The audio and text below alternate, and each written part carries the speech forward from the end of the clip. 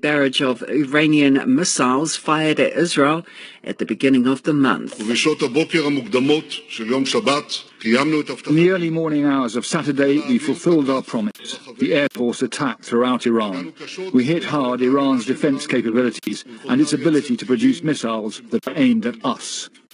However, Iran's Supreme Leader Ayatollah Ali Khamenei says Israel has exaggerated its success. Meanwhile, a professor of international law says Iran's response to Israel's most recent attack could have catastrophic consequences. University of Waikato law professor Al Gillespie says tensions between the two are on a knife's edge. If Iran responds, he says the situation could degenerate quickly and any restraints the countries have could fall apart.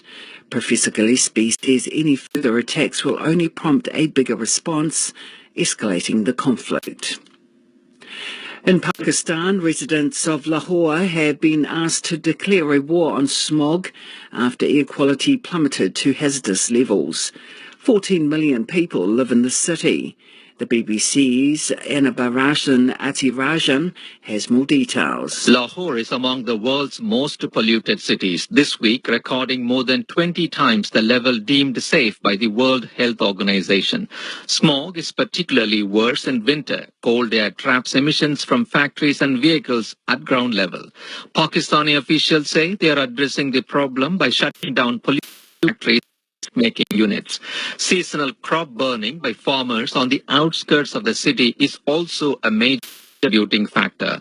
Schools have been told to suspend all outdoor activities during peak pollution hours until January.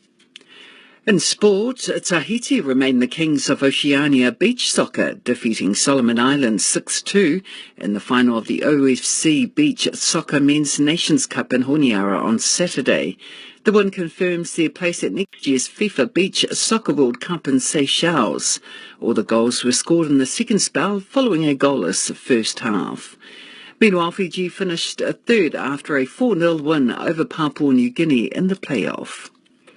Australia and Fiji were the winners of the weekend's Rugby League Pacific Championships matches. Christina Perisico has the results. The Fiji Bulikula were too strong for the Cook Islands Moana on Saturday, winning 18-6. The men's Fiji side then hammered their Cook Islands counterparts 56-6. On Sunday, there were two wins for Australia over New Zealand in both men's and women's games, 22-10 and 14-0 respectively. The wash-up is the Kangaroos have booked their spot in the Pacific Championships Cup final, while the Kiwis and Tonga will face off for the other spot next week. In the Pacific Bowl, Fiji leads from PNG and the Cook Islands, but the chasing teams have a game in hand. In the Women's Cup, the Jillaroos are 2 from 2, with the Kiwi Ferns and PNG Orchids to face off next week. In the Women's Bowl, Samoa leads from Fiji on points differential, ahead of the Cooks and Tonga.